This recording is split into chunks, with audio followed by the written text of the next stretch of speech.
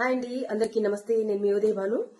ఈ మధ్య ఎక్కడ చూసినా ఏ వీడియో ఓపెన్ చేసినా ఒకే విషయం కనబడుతుందండి, వినిపిస్తోంది. That is Venkataramana Kattugajulu and jewellery గురించి. అండ్ విచిత్రం ఏంటంటే, నేను ఏదైనా ఫంక్షన్కి వెళ్తే నన్ను కూడా అడుగుతున్నారు, భానుగారు మీరు వేసుకున్న jewellery Venkataramana Kattugajulu and జ్యువెలరీలో కొనుక్కున్నారా, because చాలా బ్యూటిఫుల్గా ఉన్నాయని అడుగుతున్నారు. నాకు ఆశ్చర్యం వేసింది. అండ్ అసలు నాకు ఈ వెంకటరమణ కట్టుగాజుల స్టోరీ ఏంటో తెలుసుకోవాలనిపించింది. అండ్ తెలుసుకుంటే ఏంటంటే, 100 గ్రాముల హారాన్ని 25 గ్రాములకి ఇచ్చేస్తారంటండి. 25 గ్రాముల హారాన్ని 5 గ్రాములకి ఇచ్చేస్తున్నారంట. అసలు అది ఎలా సాధ్యం అవుతుందండి?